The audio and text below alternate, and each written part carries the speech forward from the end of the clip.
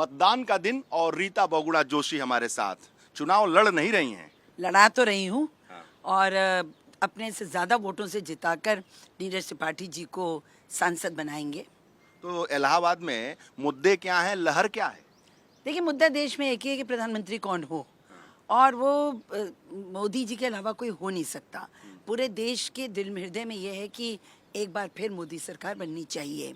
तो उसके लिए आवश्यक है कि अधिक से अधिक सीटें हम जीत के भेजें। और पिछले 10 वर्षों से प्रयागराज की दोनों सीटें 14, 19 भारतीय जनता पार्टी की झोली में रही हैं, और इस बार भी लोगों में अत्यंत उत्साह है और मुझे पूर्ण विश्वास है कि दोनों सीटें पहले से ज़्यादा बहुमत से जीतकर यहाँ से जाएंगे। देखिए, प्रयागराज बहुत ही कह लीजिए कि भाग्यशाली है।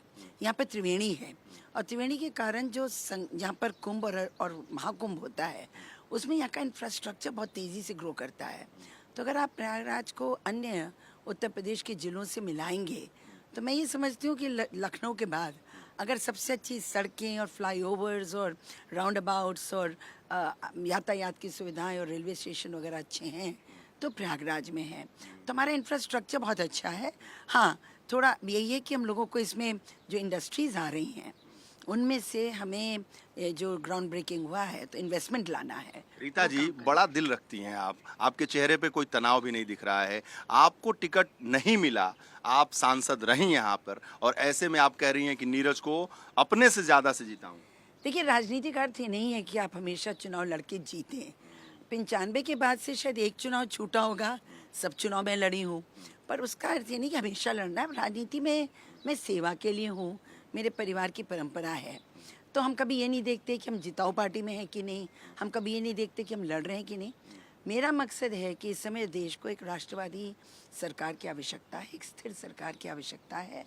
आने वाले 5 साल हमारे देश की अर्थव्यवस्था के लिए बहुत महत्वपूर्ण होने वाले हैं, और ऐसे में जो कंटिन्यूटी है मोदी जी के सक्सेस की, उनकी सफलता की, वो बरकरार रहनी चाहिए। पार्टी में क्या भूमिका निभाएंगी आप?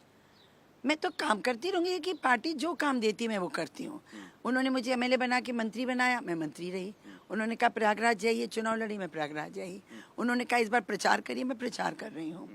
तो कोई आवश्यक नहीं है कि पद हो। और फिर आप तो जानते हैं कि 30 वर्षों में मैंने इतने पद प्राप्त कर लिए हैं कि मैं पद की मोहताज तो हूँ नहीं। पद की मोहताज नहीं है। रीता बहुगुणा जोशी बड़े दिल से बात कर रही हैं, कह रही हैं कि नीरज को अपने से ज्यादा वोटों से जिताऊंगी।